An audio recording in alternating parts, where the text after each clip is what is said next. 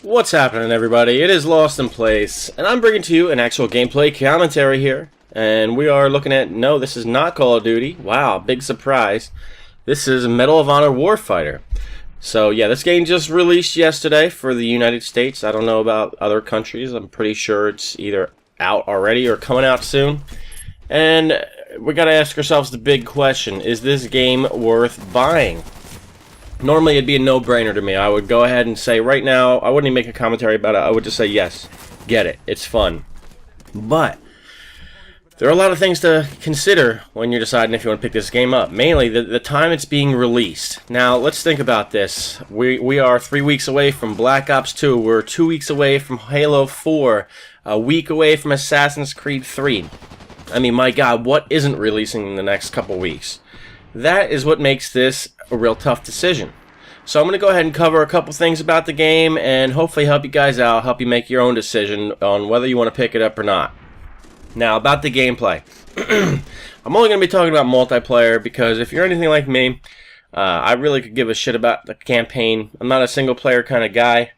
Sometimes I'll mess around with them, but overall, I don't judge a game based on its single player.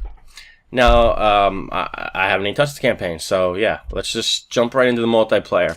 Now, the way this game is designed, the simplest form is really, for me to call it a blend of Call of Duty and Battlefield gameplay. That's what it was designed, the intention of how it was designed to appeal to both crowds. And it does a fine job at that. You know, there are aspects of Call of Duty in the game, big time. You know, you've got kill streaks. You've got a lot of. There's the way the way the gunplay works is very similar to Call of Duty. Now, where it relates to Battlefield, it's a very team-oriented, strategic game. You like in Battlefield, you had squads that you attacked multiplayer in. Well, you have a buddy. Depending on the game mode, it could be anywhere from, I believe, 20 people, 10 versus 10, or somewhere in that range. But you're always going to be put into fire squads of 2 people. Now, this is perfect. This is perfect if you have a friend who has the game. And that is going to be my big sell point to you if you want to get this game or not. Do you have a friend who has it? Because I'll tell you what, I played this game for quite a while by myself, and I played it for even longer with a friend. I played with the Red Dragon, and later on I played with Ham. And I gotta tell you, it is night and day difference between playing this by yourself or playing it with a friend, or with a group of friends, even better.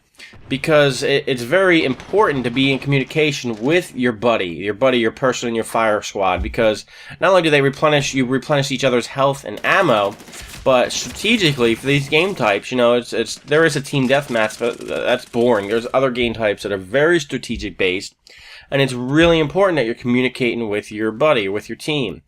And when I played solo, no one had mics, and the few people that I was matched up with as a buddy, you know, they're doing their own thing, they're not communicating, and it really drags down the enjoyment level.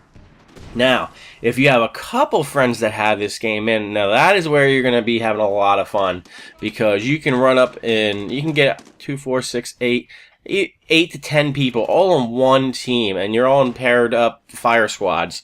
That is where you're gonna rape a bunch of people, and you're gonna play for hours, and before you know it, you know, you don't even realize a couple hours went by. So I guess to sum it up, to make it a real simple decision for you, you want this game if you have friends who have it or have friends who are getting it. You know, even if you're only gonna play it for 2 or 3 weeks before Black Ops 2, before Halo 4, whatever, you'll get your enjoyment's worth out of it just in those 3 short weeks, if you have friends to play with.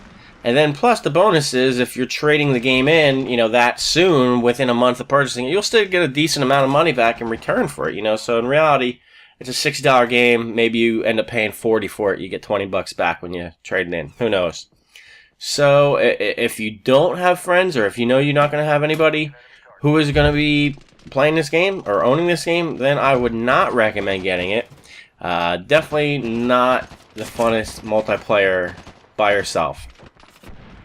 So I guess that really, hopefully that sums it up for you. That's what I base it on. Then again, if money is no object, if you don't care about wasting money, then go get it. You know, decide for yourself. But you know, if you're not like able to just throw money down on every single game that comes your way, I would say the deciding factor for you to get this game would be is if you have friends who have it. Because that is what will make this game enjoyable. And the design of it, plus, you know, if you've never played the original Medal of Honors, it is designed to be relatively simple to pick up if you've played Call of Duty or if you've played Battlefield. It is really a merger of those two. So that is the final verdict. If you have friends who have it or are getting it, go ahead and get it. If you don't, then go ahead and let this one slip by and wait for Halo 4 or whatever, Call of Duty, Black Ops 2, whatever is more your style. But in the meantime, I will be playing this game, and I will be playing it frequently for the next week or two. And yeah, it's pretty damn fun. Pretty awesome, guys. Hope this helps you out. This was just a real quick commentary just to help you decide if you want to get this game or not. Alright, guys, I am Lost in Place, and I'm out of here.